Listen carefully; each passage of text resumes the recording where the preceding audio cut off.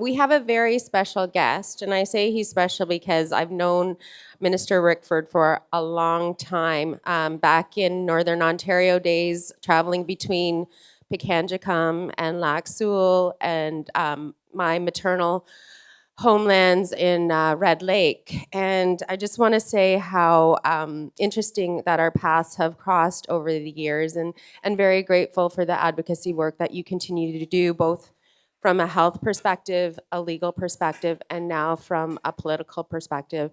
I want to welcome you up to the stage, Minister Rickford. You are the Minister of Northern Development, Indigenous Affairs, and First Nations Economic Reconciliation for Ontario. That's quite a big title, and I'm looking forward to you sharing what that mandate looks like moving forward and the work that you're doing. Go ahead.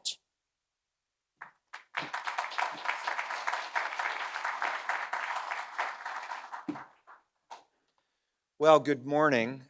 Yeah, it is still morning. I was on a 3-hour delay coming in from Kenora to Winnipeg.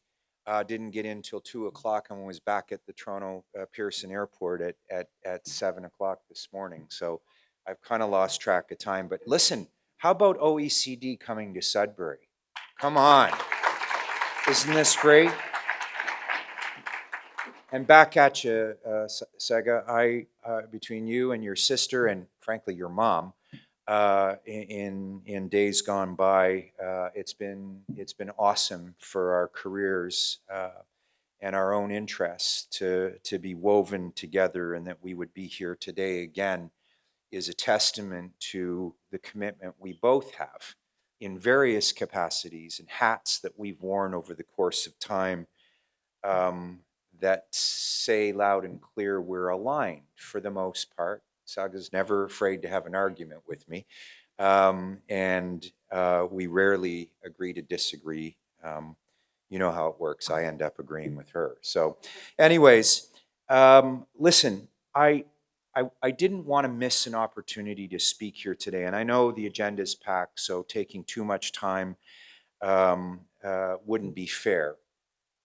But I did want to talk about a couple of things, primarily to speak to the subject matter set out in this conference and its objectives, and to Saga's point earlier, just to outline some of the exciting things that are going on in the ministries that I have and how they align here. I guess I would start by saying a warm welcome on behalf of the Government of Ontario to the great Republic of Northern Ontario. Now, I can get in trouble for saying that, but for folks that are visiting us internationally, Sudbury is indeed the gold standard for mining, service, and supply the world over. I think we should be more confident about how we frame that to folks. Northern Ontario has an extraordinary opportunity. Sudbury, in its evolution, has learned some important lessons along the way, and it continues to do so. But it's approaching it in vastly different aspects, whether it's environmental or relationships with First Nations communities. It is, in no uncertain terms, a place that the Ontario government looks to for smart policy choices and a roadmap, if you will, to how we would develop other mining centers of gravity that are in Northern Ontario. We have that luxury, you see, because Northern Ontario proper is 800,000 square kilometers. For context, that's bigger or as big as France and Spain combined.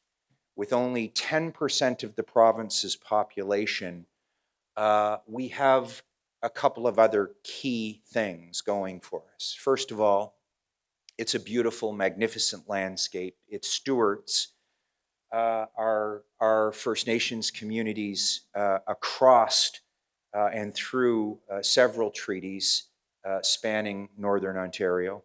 And we have an incredibly resilient communities, cities, towns, townships, agriculture, mining, and forestry. And now we stand at an important crossroads, a platform, if you will, to deliver something to the OECD countries here today and in fact the world over.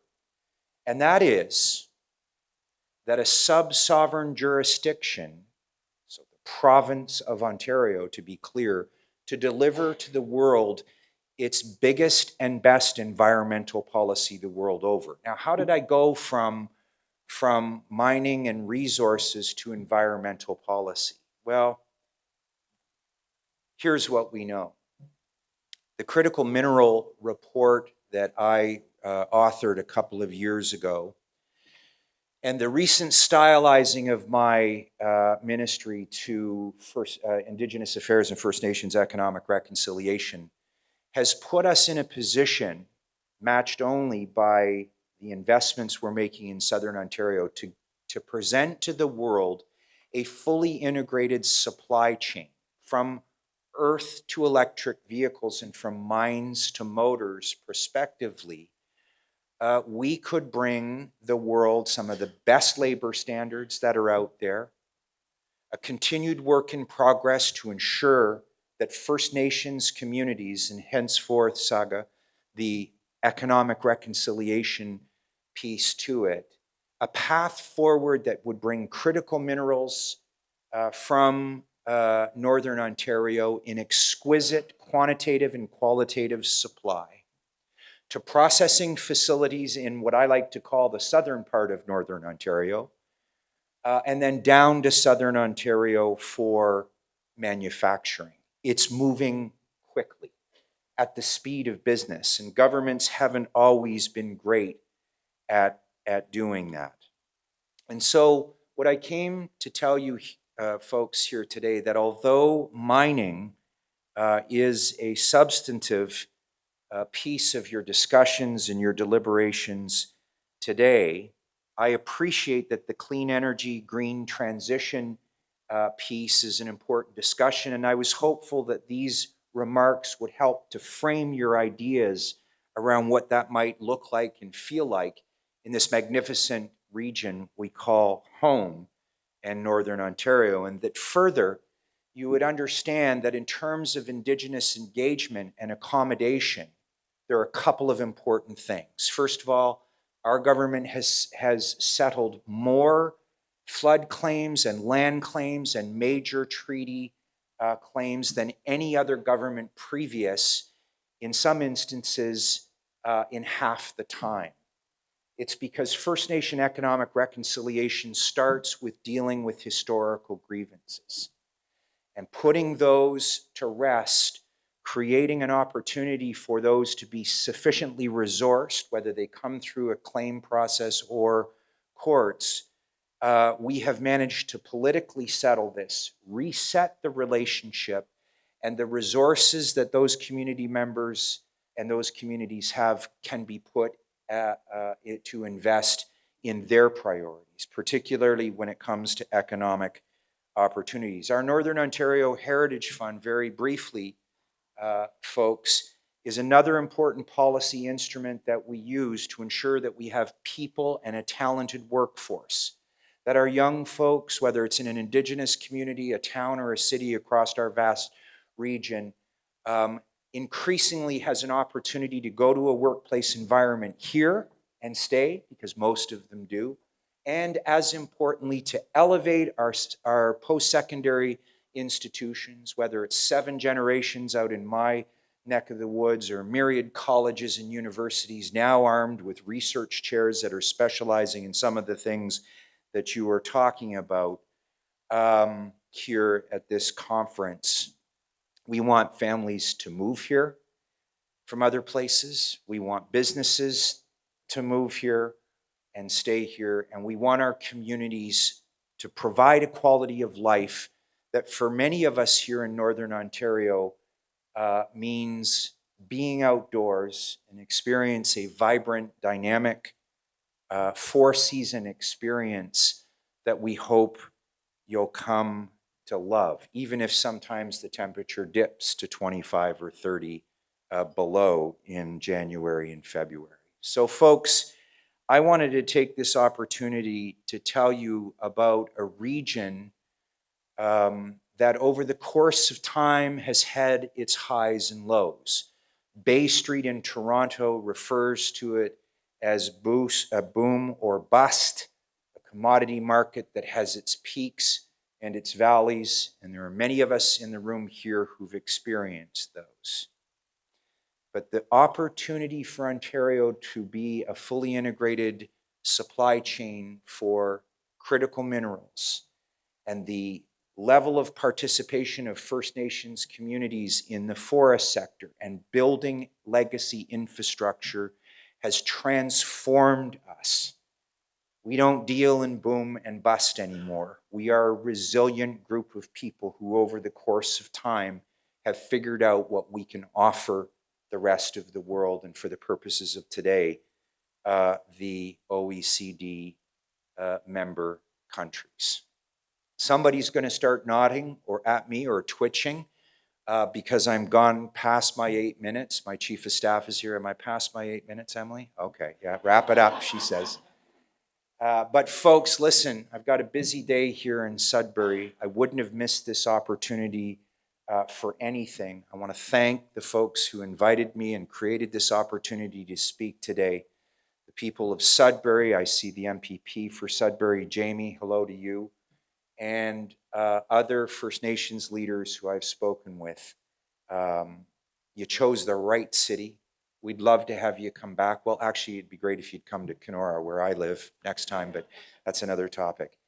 In any event, thank you for the work you're doing, the subject matter that you're covering here at this conference. All the best to you and safe travels. My name is Greg Rickford. I'm the member of Provincial Parliament for the Great Kenora Rainy River riding situated on Treaty 3 lands. It's a privilege and an honor to serve my constituents as maybe as Sudbury's biggest fan and the work that you're doing to serve you too. Thank you for this opportunity.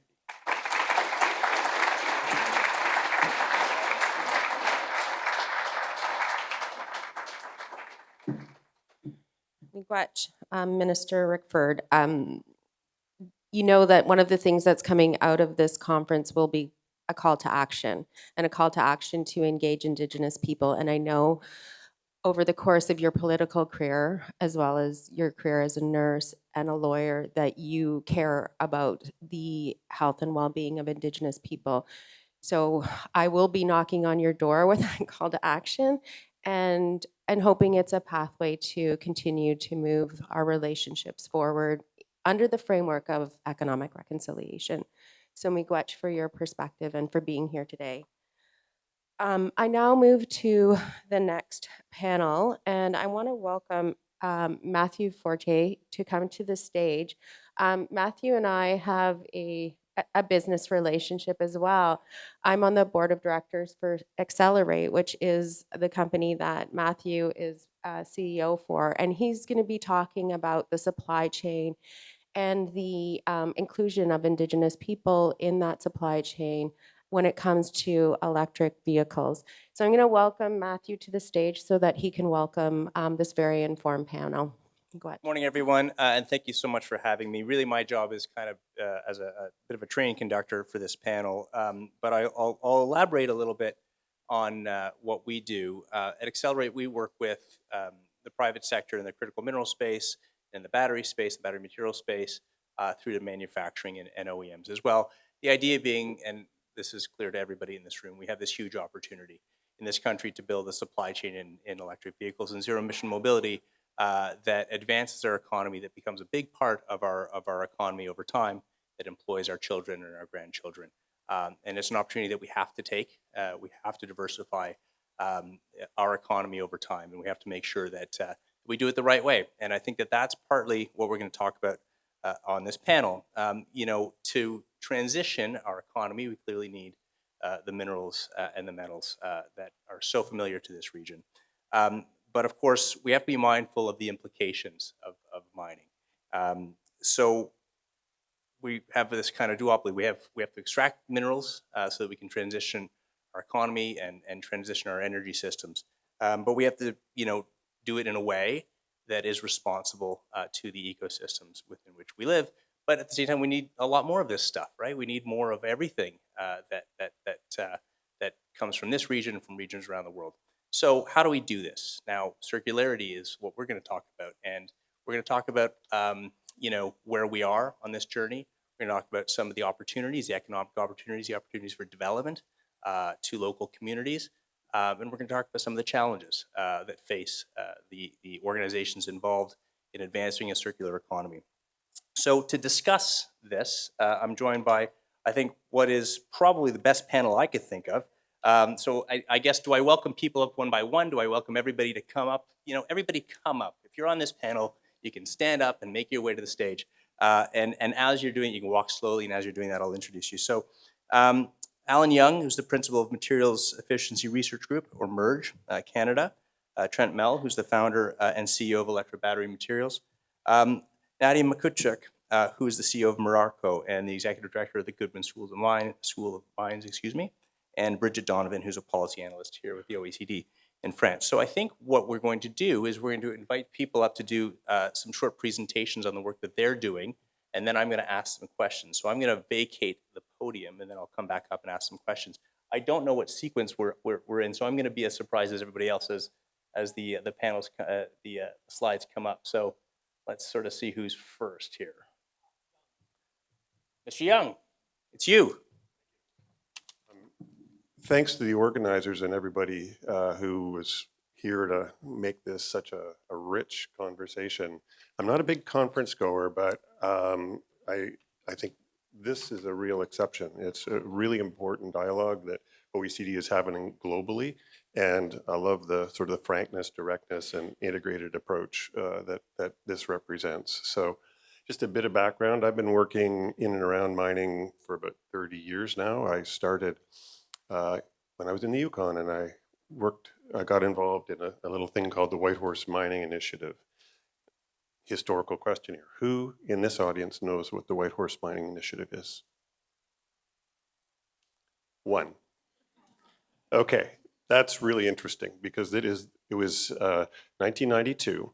It was the first of its kind on a cross-sectoral dialogue on the future of mining and what responsibility means. Unprecedented at the time. That was established by a guy named George Miller and others at the Mining Association of Canada. If you want a bit of history, go read the Leadership Accord, which came out in 1992. Took 2 years to develop, but it was a really fascinating thing, and my career never really recovered from that. I've been on the bleeding edge of a bunch of mining stuff since that time. Ran a small NGO, first in Canada, called the Environmental Mining Council for a number of years. Helped with the establishment of the TSM for MAC, and then eventually became a founding board member of IRMA. And now I'm working on a lot of critical energy and critical mineral stuff. I had the chance to go to Finland at one point to work on responsible mining with the Finnish Innovation Fund, Sitra. And that's where I came across the concept of circularity. They in turn came back and helped us set up Circular Economy Leadership Canada. So it's been a long journey, and 30 years later, I'm still fascinated, and I've never been more hopeful about where this can go. And this conference is a reflection of that. So what I'll do is a very quick overview of what circularity is, because similar to what ESG, it means a lot of things to a lot of people. A lot of people have some sort of partial understandings. Some people have some very deep understandings, but it's not just about recycling. Recycling is the last thing you want to do in circularity. So it's about a more transformative and systemic approach. It's designing waste out of systems. Sorry, I should know all this by heart, but it is about designing waste out of systems. I mean, the mining industry, I was reading a paper recently that said it's unique among the extractive sectors because you got this little byproduct that you sell, and the vast majority of your expenses and activities are waste management. Really, there's nothing else that's quite like this, and that's a reality. That's part of the business model that has been accepted. Waste is just, what happens, and then you do your best to do harm reduction, but that doesn't need to be the way forward. So designing waste out of systems, whole systems, and primary and secondary.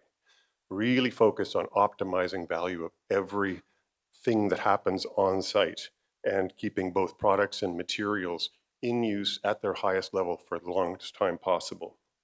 The regeneration of natural systems we've talked a lot about, and it's not just about reducing harm and neutralizing, it's regenerating. And finally, the thing that often doesn't get talked about is equitability of the results and the benefits and the sharing of risks. These are all part of it.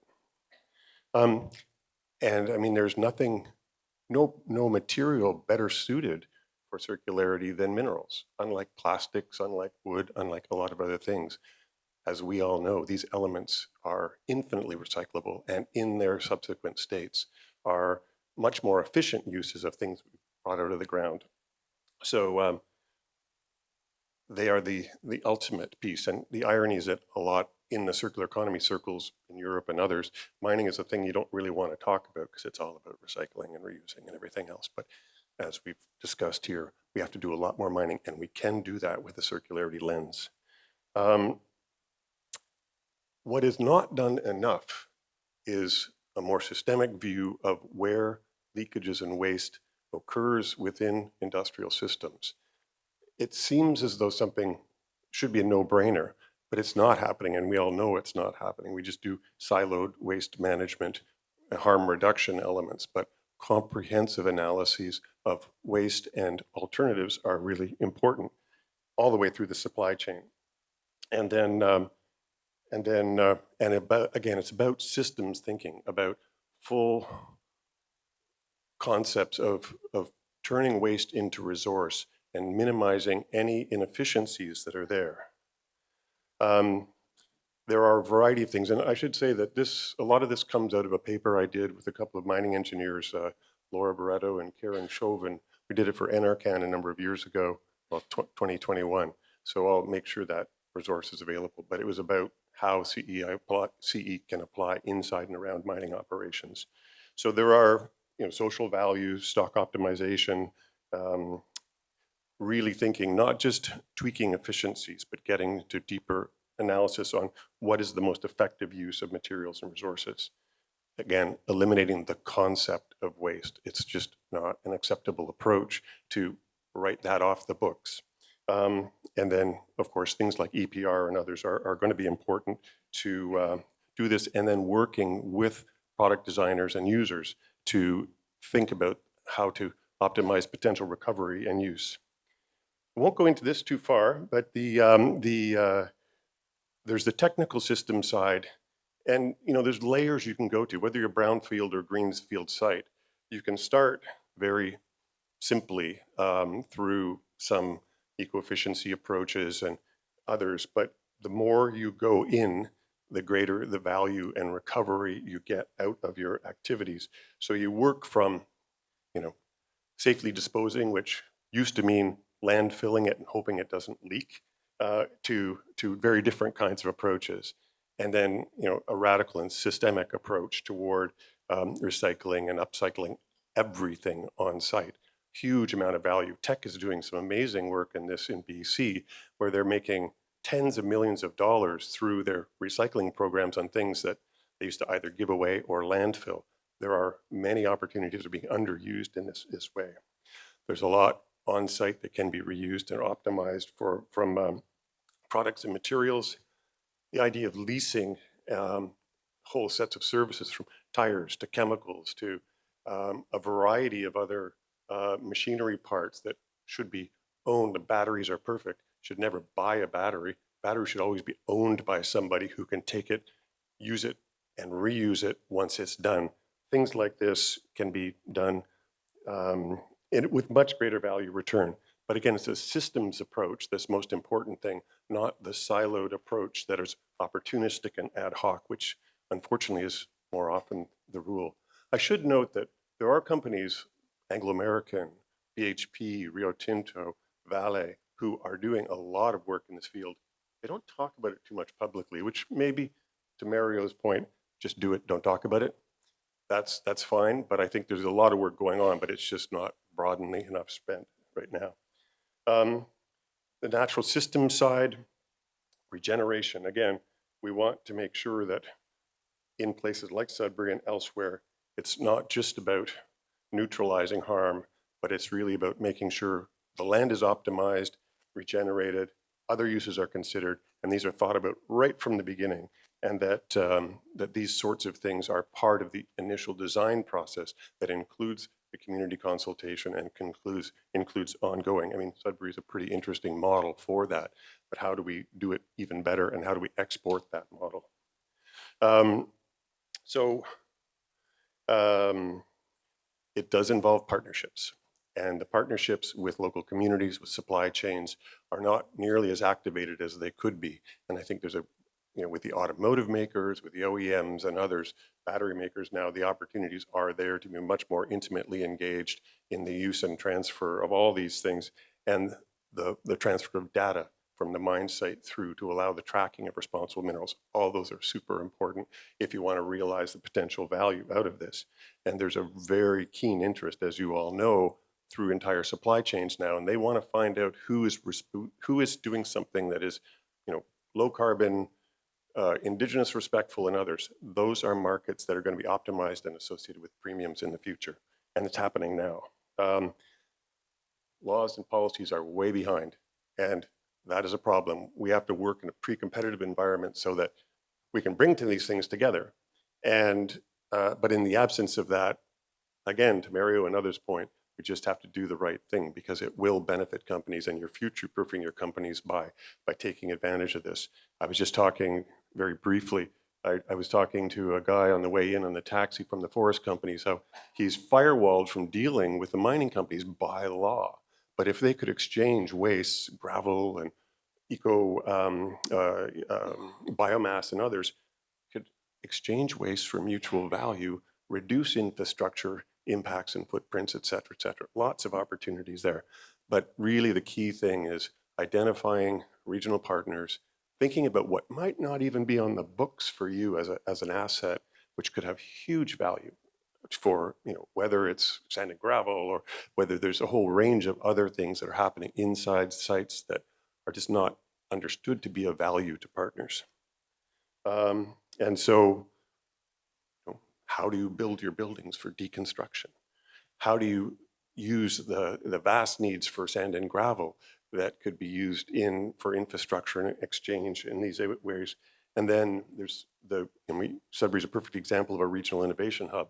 I know less about Sudbury than I do about Metal Tech Alley, but if I was going to make one recommendation that you folks and the folks in Trail need to get together, they are doing amazing things that you could learn from, and vice versa. Works around batteries, works around, they're getting 39 different elements that are pulling out of smelter waste. They're working with colleges, universities, and others to really capture this and use all the knowledge to really optimize the value out of there. It's quite exciting. So I think this is the last thing I'll say, is that, we are at the early stages of what I think is a potentially transformative approach to the business model. I've talked to many executives who are deeply frustrated by the fact that you're working on an antiquated business model that thinks you're getting commodities out of the ground and that's your business. It was Mark Cutifani who said we have to move from being mining companies to materials solutions providers, and that is something that is an immense value proposition and is just sitting there waiting, and is coming out of places like this to think about how do we turn liabilities and wastes into resources, and how do we optimize the use of these incredibly durable elements and make sure that everybody is getting the absolute most out of these while reducing the harm. So I'll stop there. Thank you. Yeah, so I said my job is train conducting, because I'm just going to invite Trent to come up here and take my place. Trent is the founder and CEO of Electro Battery Materials, so a little bit more of a practical application example of circularity. Morning, everybody. I will try to keep this short because we've got some interesting Q&A that I think we'd all benefit from. My background, I started as a lawyer on Bay Street and went into mining, became a mining executive, operated around the world. Here in our province, a couple of assets close to my heart, Lac des Îles up near Thunder Bay, Young Davidson. I was proud to be a part of that commissioning team up in Kirkland Lake. And then somehow from mining into a family office, and then into this startup, doing some cutting edge work with one of my colleagues and partners, Mark Trevisiel, who is a local here in Sudbury. And so just about the company, and then I'll get to circularity, which is what I really want to talk about. We're building North America's first and only battery-grade cobalt sulfate facility. So this is an industry controlled out of China in the battery supply chain, U.S. Department of Defense. We got Brad and Shweta here from the U.S. government, awarded the company $20 million back in August to help us complete the facility and to confront the challenges of very cheap and abundant capital in China relative to what we can do here in North America. So we're getting close. It's a legacy refinery. A lot of local contractors from Sudbury. We got Julie here from Tesk. We got Best Tech and a handful of others. So it's a made in Ontario story. These assets, I mean, they're clean, low carbon footprint. It'll be the cleanest facility in the world. They go forever, as smelters and refineries do, and lots of land to grow. So the idea is, make cobalt, move into battery recycling, which is where I'm going to go to next. And then you can go into nickel and manganese and start to service the auto supply chain and connect the mines to the plants in Southern Ontario. So I think Minister Rickford referred to Southern North Ontario. I guess that's where we are here in Temiskaming Shores. And so here's where we sit, between the mines and the PCAM, the precursor manufacturing cathode active materials into the battery cells. And so we're starting with refining. Recycling is an obvious. When you start a battery plant, if you look at whether it's Stellantis in Windsor, Honda's coming, PowerCo, the VW subsidiary, about 30% of the raw materials going into that plant is going to be waste. Waste that's recyclable and extremely valuable. It might go to 10% in a mature plant, but that's a lot of material, right, that we got to capture. And so we're doing that. We're doing that in a two-step approach. Our refinery that we're building can take what's called as a black mass. So once you've taken the battery in a pretreatment facility, better known as a shredding facility, remove the casing, you crush the anode and the cathode, and you come up with this powder, black mass, and it comes in these big bags. It's all going to China, Korea, and Asia today because we don't have these refineries. And so on the one hand, we need to create shredding capability here on the continent. There is some in the US, but again, a lot of that's getting exported, which is its own problem. And then once that's done, then we can take it up to our refinery in Temiskaming Shores and do the refining end. So how do we do the shredding? And this is where our partnership comes in. We formed a joint venture with the Three Fires Group. It's an economic development agency in Southern Ontario. We called it ACI, although I heard Randy earlier say ACE, so I think I'm still learning. I'll need to work on the pronunciation. It means land, but land not in the Oxford Dictionary sense, land in terms of the connection to the land and stewards of the land, and in a more spiritual sense with all things living. And it ties in nicely with what we're trying to do, right? Collect the scrap from PowerCo and Honda and others on their traditional lands and allow First Nations an opportunity to participate in the supply chain that's an easier threshold to cross, right? Extraction is a tough conversation. Recycling is an easier one. And the material is already there. So, diverted away from foreign markets, diverted away from landfill dumps, and engage with a majority-owned partner that can help with the pretreatment and provide the material up to us. So just the last slide here, this provides a little bit of the overview, the strengths and capabilities. I think they've got tools and abilities to raise capital and to secure land in a fashion that a startup like ours cannot. We, on the other hand, bring technical and commercial expertise, and it's a nice marriage. We meet every week. We've been talking for over a year. We started early. We talk often. It's a great relationship. Happy to go into it later, but I wanted to present this as an example of engagement and circularity that we're quite proud of. Very early innings, and you'll hear more about it if you're here in Ontario. Thank you.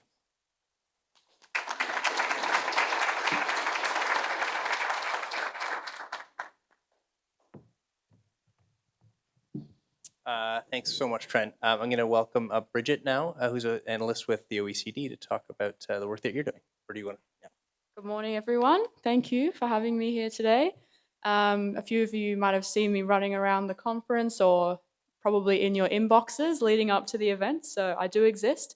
And as Matthew said, I'm a policy analyst at the OECD, and I'm working on the Mining Regions and Cities initiative. So I'm here today to talk a little bit about value added from circular economy activities in mining regions.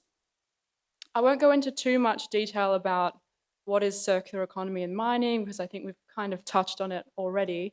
And I love what Alan said about the systems approach, and that's also a bit what I'm here to talk about today. We all know that circular economy more broadly is about transitioning from a linear model where we create products and then they become waste to turning it into a circular model where products and materials are kept in circulation through maintenance, reuse, refurbishment, remanufacturing, recycling. There's a variety of processes and activities, as mentioned before as well. But circular economy in mining is unique in itself because it's where we can work towards ensuring not only that we prevent materials and metals from becoming waste at the end of a product life, but also that we extract the materials and manage them in the correct way.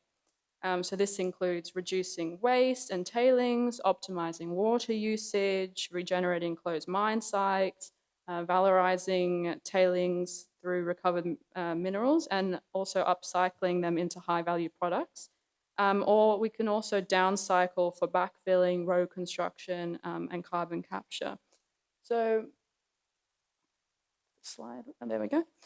So as we can see here on the slide, we have significant, as we're all aware in this room, we have significant demand over the next decade for critical raw materials for the green transition and for a range of technologies, electric vehicles, wind turbines, solar panels. And so we know that this will require significant more resource extraction.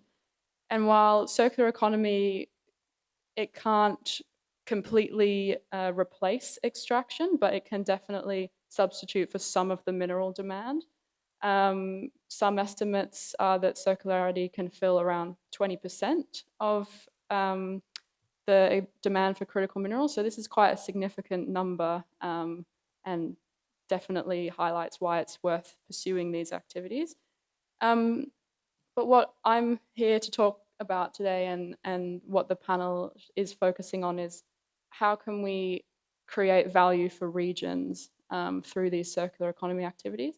So there's some examples here, but I will go into some more detail. So the obvious ones are job creation, extending the economic lifespan of resources, enhancing local competitiveness, and also some of the environmental and social benefits from enhancing, for example, if we're recycling water and improving the environmental standards. Also just wanted to add that if we think about, say, recycling with circular economy activities, we can't just consider all of it as environmentally friendly and the perfect solution for things, because if we think about, for example, recycling lithium or lithium batteries, it's extremely energy intensive, water intensive. So these are some of the considerations. But before I get into the benefits for regions, I'll just talk a little bit about some of the challenges. So I've grouped it here into some of the main actors that are working in the circular economy space within mining regions. So if we think of entrepreneurs who are the ones who will be implementing some of the activities, key challenges that they face is that there's a lack of enabling policies to encourage innovation. Often these policies are concentrated on circular economy more broadly, they're concentrated on cities, and they don't really have a mining sector focus. There's the obvious competition from established linear economy players if there's not enough pressure to begin these circular economy activities. And for entrepreneurs in regions, there's quite a lot of risk in entering into circular economy. It's quite an uncharted territory in some mining regions, and there's not really policies or safety nets to secure against this risk. And what we're seeing as well is that for mining companies who are potentially some of the actors, they have access to large amounts of capital, they have the expertise and the workforce to implement some circular economy activities in mining regions. Some of the challenges they face in doing this is that if they have existing mines in an area and the legacy mines, they're designed without, they weren't designed initially for circular economy activities. And so it's quite difficult now to implement that infrastructure and it's expensive as well to update the facilities. And there's also can be quite a limited interest of big players because it's not their core business, and it requires additional investment, and they often need to partner with other organizations and businesses to carry out these activities. For regulators, I think the biggest challenge for circular economy activities in mining regions that we've seen is that the regulation around waste is not really designed for circular economy practice in mining. So, for example, what we've seen in Finland is that there's high amounts of sulfur in the tailings, and through the legislation, this is considered as waste, so it's not accepted for use. So, kind of what was mentioned earlier is these things that potentially have a lot of value, raw materials within them that can be repurposed and not seen for their value in the legislation. So that requires updating. So despite the challenges, there's definitely benefits and opportunities for circular economy in mining regions. As I mentioned before, job creation, extended economic lifespan of resources, and environmental and social benefits. Some examples in central Greece, we've seen that there's a European bauxite, which is the largest integrated bauxite and aluminium production facility in Europe. They also have recycled aluminium processing, and that has employed over 1,000 people within the region. And other partnerships in Finland, and I won't go into too much detail just for the sake of time. In Queensland, in Australia, there's the largest repurposing facility in the country. And what's important about this example is that the facility is located adjacent to the mine, so it saves on transport costs, which is one of the bigger barriers for both entrepreneurs entering into circular economy activities and for mining companies if they're involved as well in repurposing of tailings, for example. And then something important as well for mining regions is that circular economy activities such as water recycling can really lead to improved well-being as well. There's an example here from South Africa, so a partnership where they explore the viability of mine water, recycling it and using it for agricultural purposes. So yeah, these are some of the benefits. And so how do we get from the benefit, from the, I suppose, the challenges that we have in implementing these activities to the best practice and to some of the examples that I mentioned? So we think that the answer really lies in creating an enabling environment for regions to benefit meaningfully from these circular economy visions for mining regions.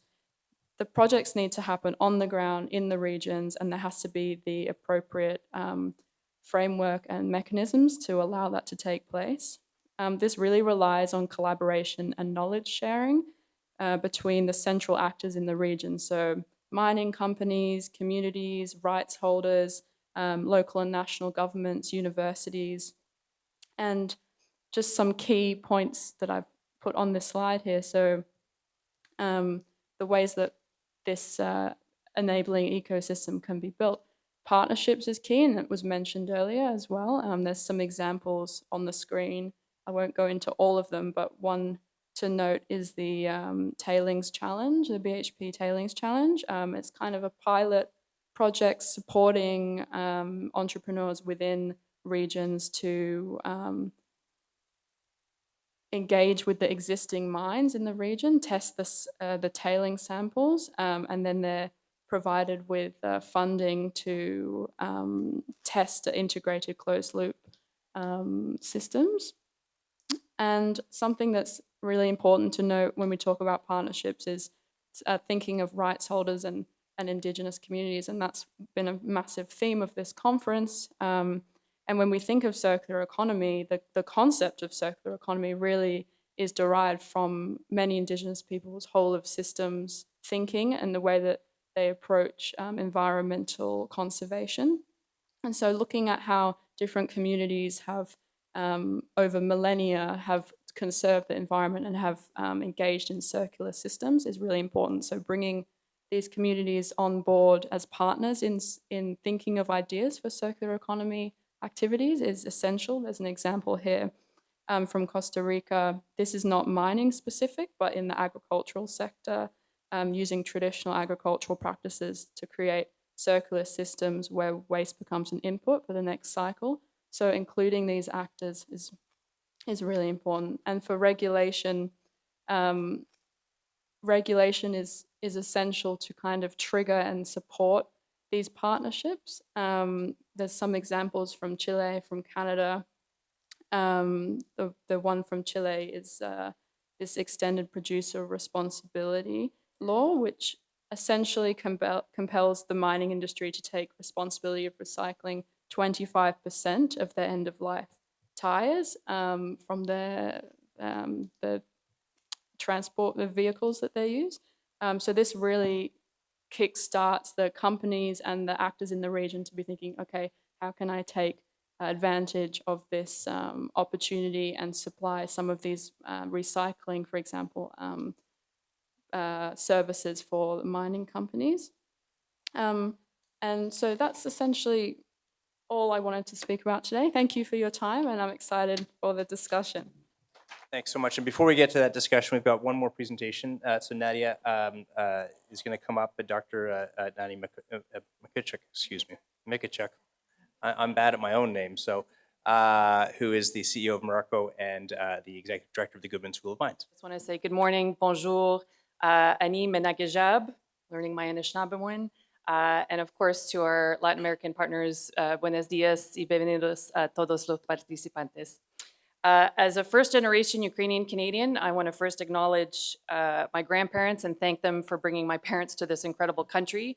And I think we can thank our First Nations peoples that have been here for millennia in being incredible stewards of the land and the water. And as a environmental microbiologist who is trained in Western science, I am unlearning the ways of my craft and learning to incorporate traditional ecological knowledge in everything that I do. So I want to thank them for their willingness to share that knowledge.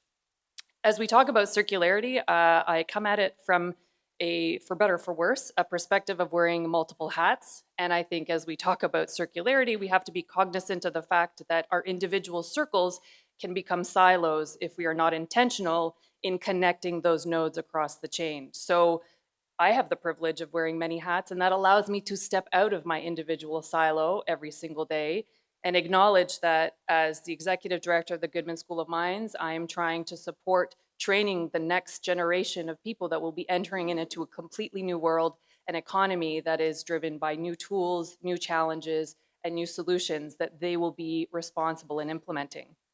As the CEO and president of Morocco Mining Innovation, we have to step out of our academic research and really engage with communities, with industry to better understand what the challenges are of the day and better connect where innovation is happening to understanding and developing solutions and putting those into the hands of end users, communities, and partners. And so the part that I really want to focus on and sort of the product of my life's work is really learning how we can apply sustainable green technologies like biomining in providing value in extracting the value that remains in waste while at the same time reducing those liabilities. And that is such a key part of the discussion. We've already heard a lot about untapping value from waste, but there are so many risks associated with doing that badly and doing it the old way. And so I think this discussion is really important in again, stepping out of our silos, out of our comfort zones to make sure that we are doing that correctly. So I think this is already very familiar to everyone here, but these tailings ponds, especially abandoned sites like this, cannot be the legacy of our green energy transition. I think we have to be very honest when we talk about building new mines and engaging with communities to get that social license to build new mines, that this can't be the byproduct of what we're going to do with traditional mineral processing. And so, and I think Jenny Lou had an awesome map of the liabilities that we talk about, but we have in Canada over 200 active mine sites that are generating mine wastes every day. We have 5,000 abandoned mines in Ontario, at least 10,000 sites across Canada that contain tailings or reactive materials, more likely 20,000 abandoned sites in total. And a lot of those, of course, present massive financial liabilities to not only the operators that own a lot of those sites, but of course, our Canadian taxpayers and communities that have inherited the legacy of those abandoned sites. And we see that as an issue and as a challenge in front of us. But I think the discussion here today is that we have an incredible generational opportunity to view those materials as a critical piece in addressing the massive demand of critical minerals that we need in a very short period of time. We acknowledge that it's going to take a very long time to build new mines, extract new deposits from deep underground, but we have an incredible amount of material sitting at the surface that has the entire periodic table of critical elements that we are now seeking. And the fact that they're sitting there in a tailings pond is really just a failure of our own imagination and innovation in extracting all of the value that sits there, and instead are now creating challenges for downstream receiving environments. So the reason that exists, and certainly no fault to the industry that has to operate sustainably and economically, but the difference between ore and waste is really the cost of extracting that value. And so we cannot simply go back to these low-grade waste materials and spend more money extracting the value that is in there to then recover some of that critical mineral value. So what we have to do, if we are going to dig up and reprocess waste materials, we can't simply extract the less than 1% target elements that might be in the largest abundance. We have to look at all of the elements that are contained within those wastes and develop solutions and processes and flow sheets that look and extract all of that value without putting anything back in the environment. So zero waste, a lot of people talk about it, but we have the innovation and ability to develop systems like that. What we do, and my own personal soapbox, is how do we use naturally occurring bacteria that have been around here for billions of years. We could say that they are the first stewards of this planet that we call home. And they have evolved to look at every single element on the periodic table and extract them from one form to another.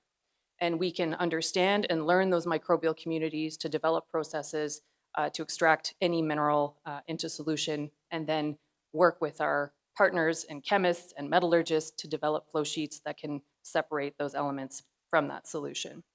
Biotechnologies like this are not new. I stand on the shoulders of many that came before me. For over 50 years, biotechnology and biomining has been a viable solution, but it has really lived in a niche. And I think now with critical minerals, we have the opportunity to use and deploy this technology specifically for waste reprocessing. But a lot of innovation dies in the TRL chain. And I think academics and government scientists are excellent at developing new ideas. We publish them, nobody reads the papers. And then somewhere in the middle, the magic is supposed to happen, but it's not an economically viable place to be an entrepreneur. And so Morocco sits in that little niche in the middle TRLs where we have to try and accelerate, scale up, de-risk, and optimize technology so that there is something viable then to put into the hands of SMEs and users and entrepreneurs. So that is where I'm hoping to make an impact in the work that we're doing with the Center for Mine Waste Biotechnology. It is specifically aiming to be a center and facility where we're not looking at just one type of waste and one type of technology, but providing a facility, a friendly sandbox to take in different types of waste, develop, scale up, de-risk solutions, and then get them into the hands of communities, into partners and end users that can then deploy those. So my little silos that I live in every day are humbled daily, especially in discussions like we're having here, and understanding that we have to be very intentional about connecting with our partners, our other academic partners that we have here locally, understanding that we can't do that without government and private sector funding, engaging in meaningful discussions. And I'm watching the leadership of Wana Pate, Atik-Mikshang, and Technica in creating ADLP and being such an excellent model of how we can actually build that value in local communities and empower those communities with the tools and processes that we are developing so that they can be the ones then to engage with our industry partners like Vale, Glencore, Backtech, and others and deploy those and really create meaningful connections across that chain and that circularity locally, and of course, thinking globally and expanding that model elsewhere. With that, thank you very much.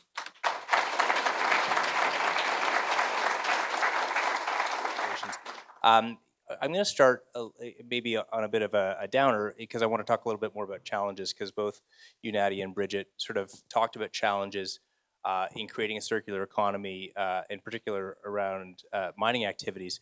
So I want to go back to you, and maybe you can expand on those a little bit. Before I do that, I'm going to ask Alan and Trent to sort of weigh in on some of the challenges that they see sort of developing, either that they're experiencing right now or that they see developing over the next few years, and maybe a little bit of insight into how those challenges could be overcome.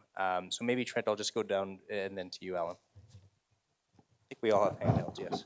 I do, hiding. Yeah, three. I would say technology, and then scalability with capital intensity, and then competition. So, the technology risk is real, right? There's a learning curve, and it starts with the Morocco's of the world, but even that technology in our space, it's not plug and play, right? You got to adopt it to your mineralogy, to your flow sheet, to your processes. You've got to scale it up on a continuous basis, and so it's a lot of learning, a lot of money.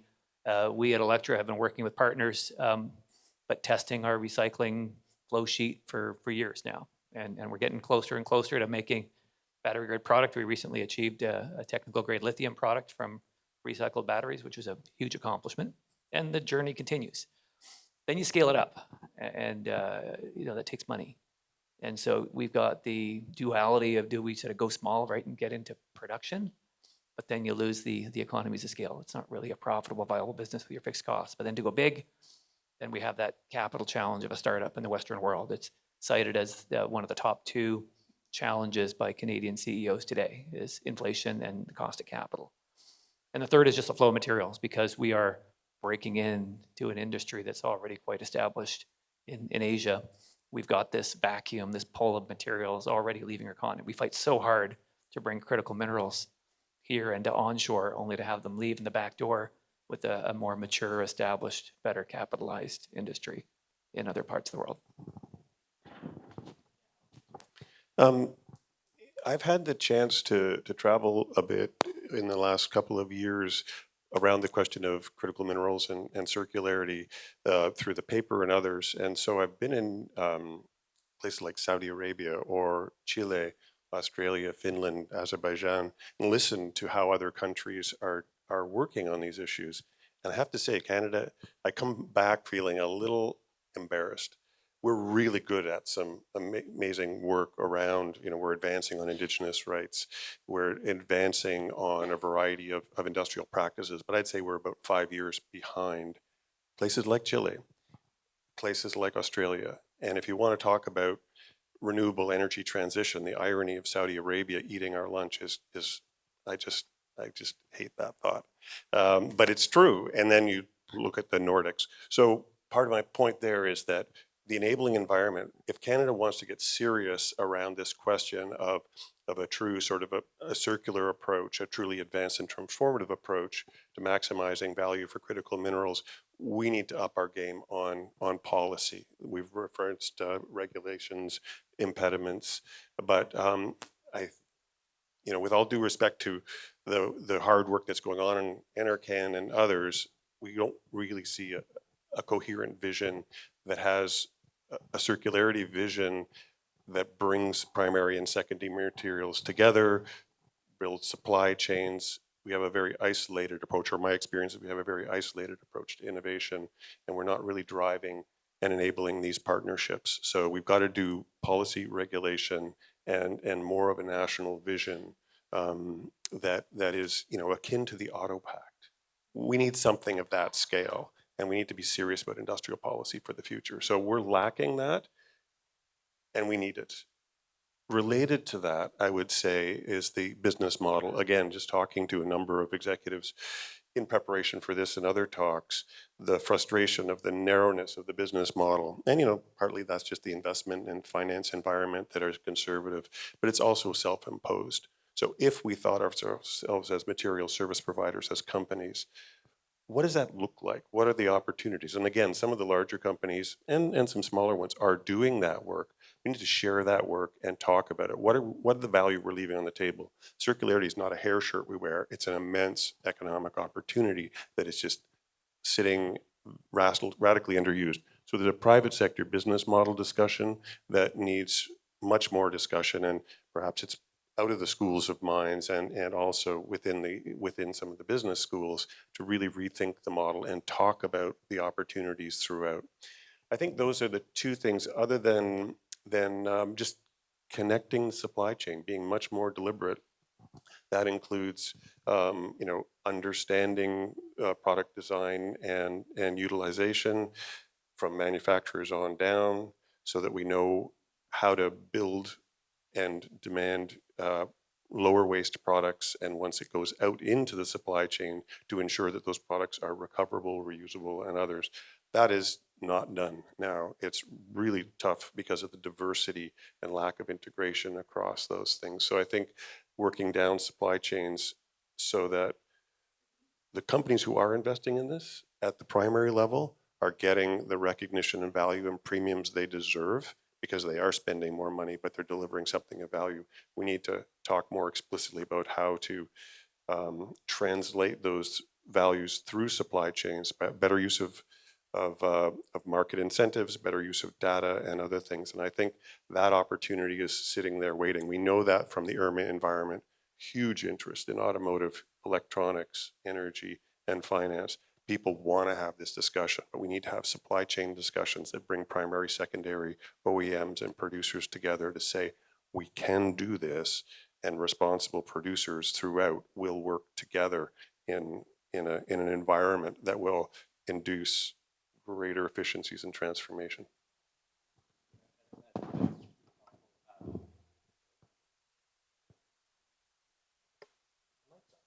There we go. Sorry about that. So, Nadia, in your presentation, you were talking about the TRL scale and where you fall within it, and I think that speaks, at least in part, probably large part, to a financing challenge. So I don't know if you want to sort of expand on that a little bit, sort of following on from what Trent and Alan just said, and other challenges that you see and that you live. Yeah, I think certainly echoing the capital discussions, the connectivity discussions, the regulatory piece.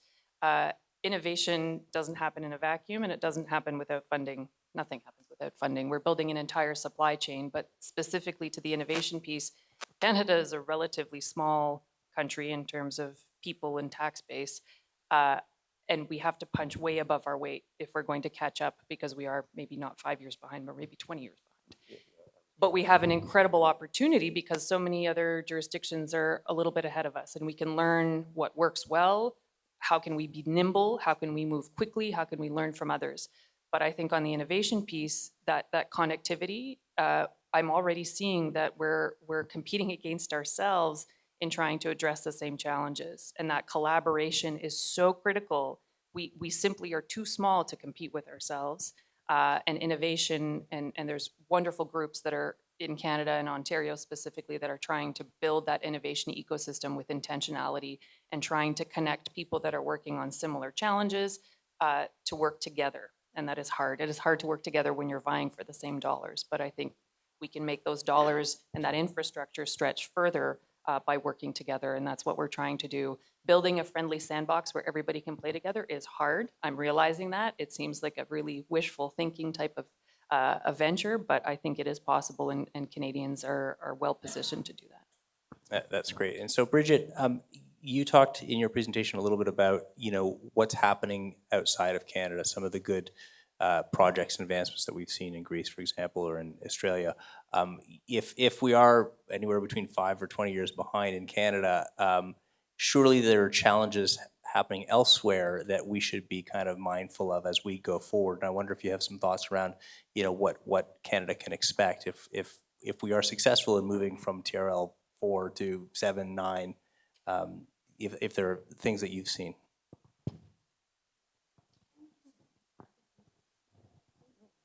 Is it working? Yeah. I would say that I think the challenges are probably the same in most jurisdictions, but the solutions maybe are coming quicker across, Chile and Australia. Something I didn't mention is I kind of took an approach of the challenges for different actors, but there are also some shared challenges as well, such as the transportation costs, and that comes from, I think, if you have a siloed thinking towards circular economy activities in mining regions and you don't collaborate, you end up with situations where you might have a processing facility that's far from the mine, and that's really difficult then for a mining company or for entrepreneurs and small businesses that are dealing with circular economy activities to be able to take the burden of those costs, for example, for transportation. And there's also high energy costs involved as well in recycling, in rehabilitating mines, for example. And if there's the siloed thinking and not partnerships, then it's really hard to share those costs. And so I think the challenges are similar everywhere, but there's more collaboration perhaps and more regulatory support in some areas, such as the regulation on the tires that I mentioned in Chile that kind of trigger that collaboration that potentially is not happening so quickly in Canada. Yeah, that's fantastic. And so I do want to talk about collaboration and what the impact of collaboration can mean in terms of advancing circularity, in terms of advancing supply chains. And maybe I can fold that into a question around opportunity because I'm just conscious of time. A couple of things I want to sort of, maybe dig at a little bit is, what the opportunities look like for, within the circular economies for local regions. And so if we think about kind of where we are or different mining regions across the world, how can circularity actually help to advance the economic opportunity regionally? And maybe Trent, I'll go back to you for this. Yeah, I mean, the circularity is it's a journey, right? It's not a destination. The easiest example is a gold mill. You might recover 89% of the gold, right, running through your mill, and you fight and you get it up to 90 and 92, and you're high-fiving, but you're not at 100, right? You can always do better. Even if you can get to 100, then it's so how do we lower energy consumption and reagents and water usage? So, it's a never-ending challenge, and circularity is like that. We're not going to recover 100% of critical minerals in the batteries, but we're damn well going to try. And so that's the journey we're on, and to be able to do it with the community and specifically with Indigenous partners who have a deeper connection to the land than most of us, I think it brings more meaning to it. And I think the payoff. I would hope that all of us in this room would want to buy electric vehicles that are not built with forced labor, right? That are not built in totalitarian regimes, that don't have tailings that are spilling out into the oceans, that don't have emissions that are polluting communities. And yet, look at BYD, look at their market penetration.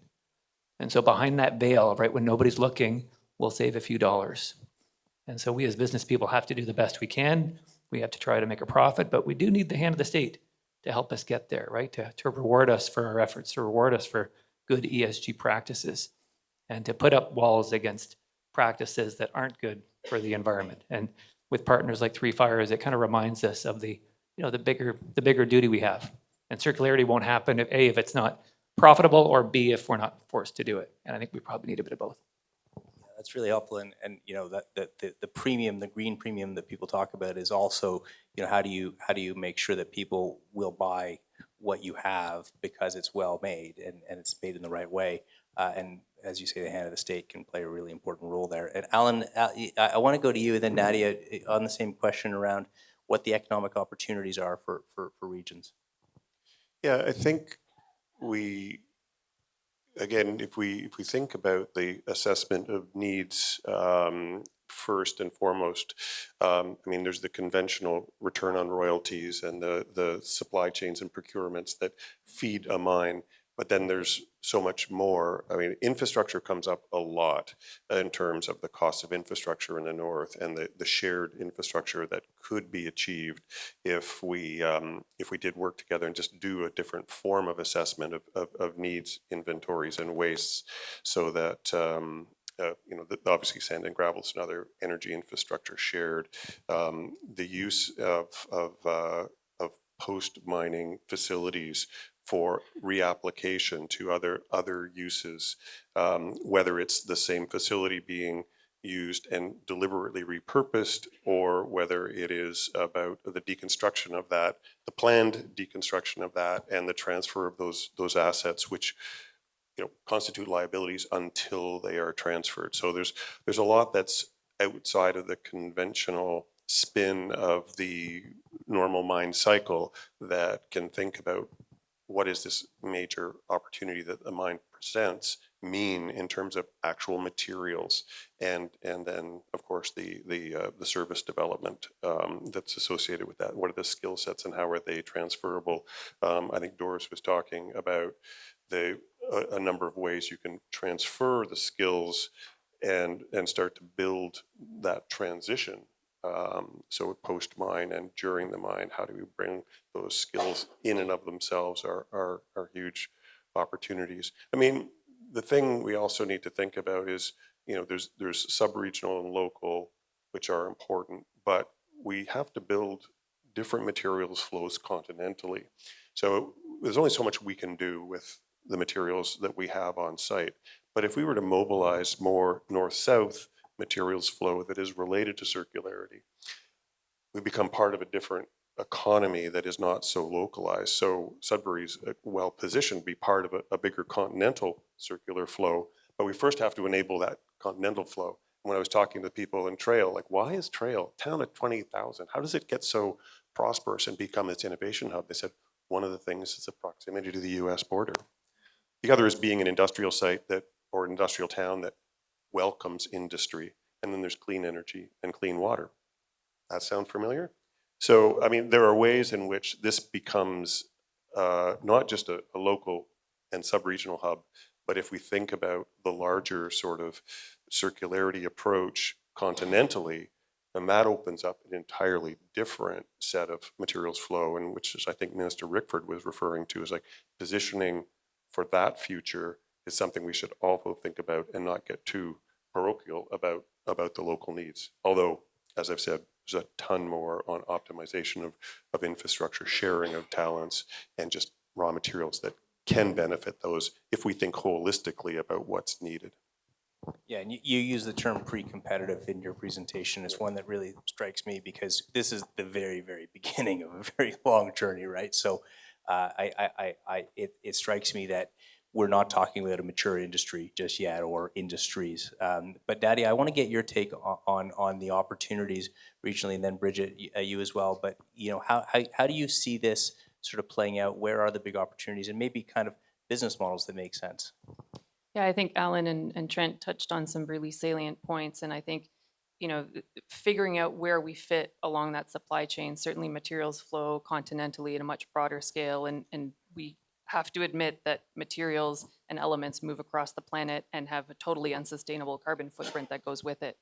But we also have to think about building resilient, smaller supply chains locally. If COVID taught us anything, is that we've completely decentralized our supply chains, and we should still have a fundamental capacity to do things locally and connect that very intentionally to other nodes along that chain, so that when the next big crisis comes, we're not caught completely off guard on how we maintain our daily operations, on how we can continue supporting our mining industry and critical minerals and electrification and the green transition.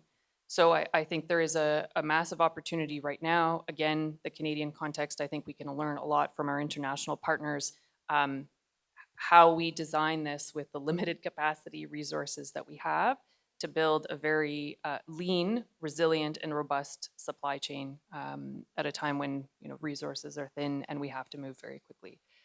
And there's a lot to learn here from certainly the communities and other innovators globally that are dealing with very similar issues, albeit with completely different materials. We do have to think about what is a bespoke solution. It could apply somewhere else across the world, but maybe locally we need to think about what is the right solution for this particular area and then adapt it for other areas. So collaboration, conversation are key elements in building that resilient supply chain. Yes, Bridget, do you have anything to add to that? Just maybe one small point about when we talk about opportunities for regions, I think the whole conversation of circularity is to improve environmental standards globally.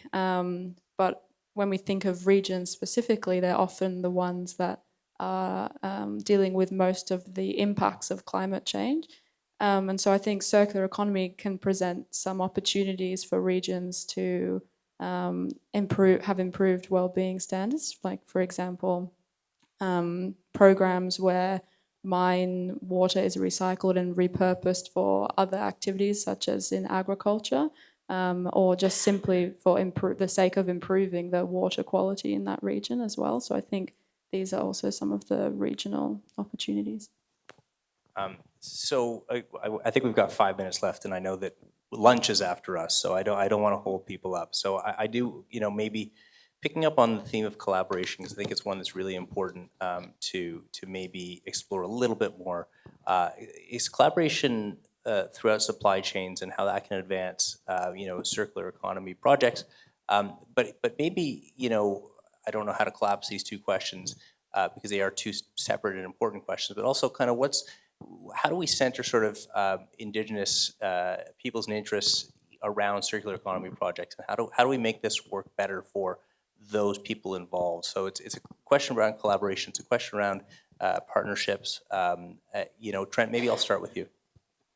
I'm not going to answer it, but I'm going to point out the obvious challenge.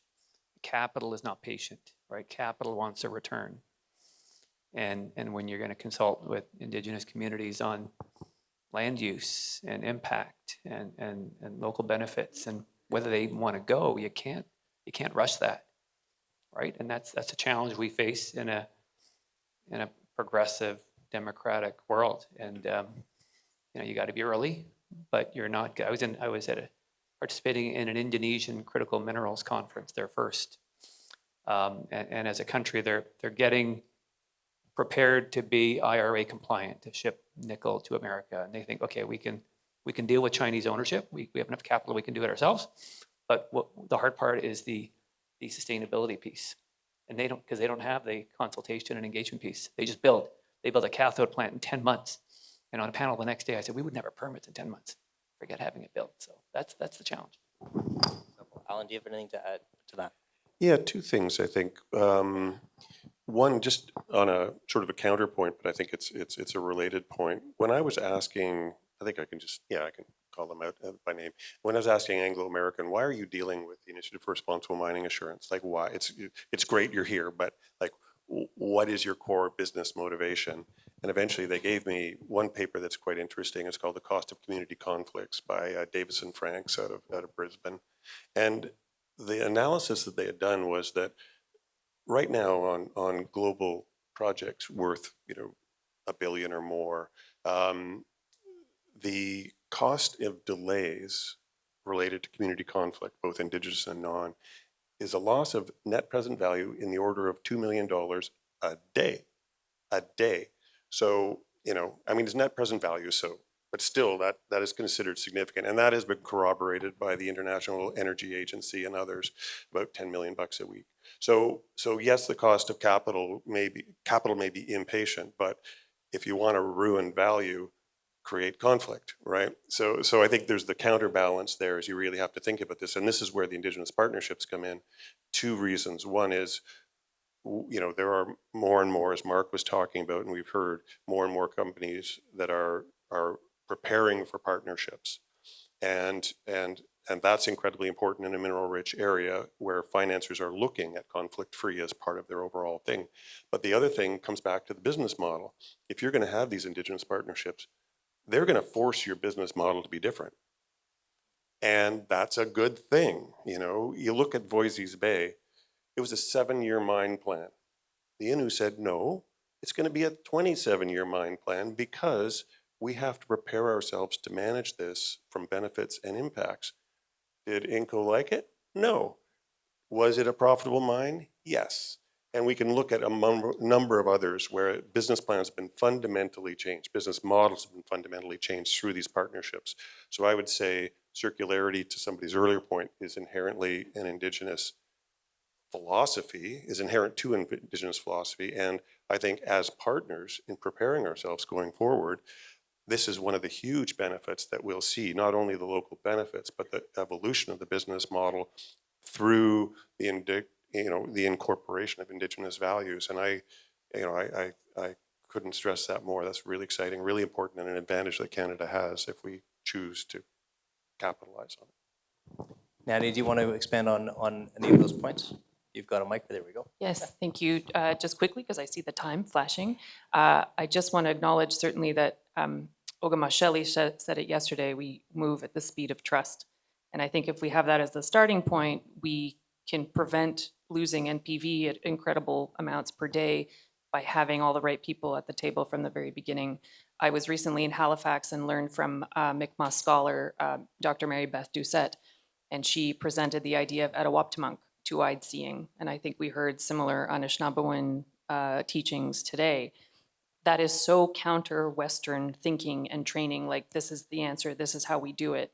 Sitting at the table and being open to additional perspectives when we think about applications, innovation, science, deployment, industry, it challenges the way we operate day to day. And again, if we start that conversation early, we will be a much more ahead, I think, in the long run in building something that is going to be long-lasting, fair, equitable, and likely to succeed. That's great. Bridget, this is an OECD conference, and you work at the OECD, so I'm going to give you the last word. But, you know, from an international perspective, maybe, you know, how you've seen this work or how the OECD thinks about collaboration, particularly with Indigenous peoples in different projects, and if you have a perspective on that.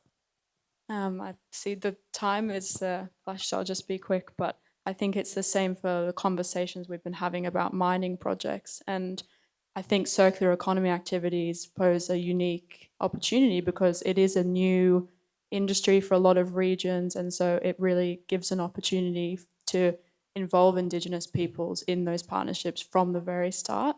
And I think that is essential to rethinking, and that's really what circular economy is all about. So systems change, and I think Indigenous peoples need to be there at the start of these partnerships, especially because the whole of systems approach that many Indigenous peoples take to conserving the environment and to life is what circular economy is all about. So yeah, I think that's...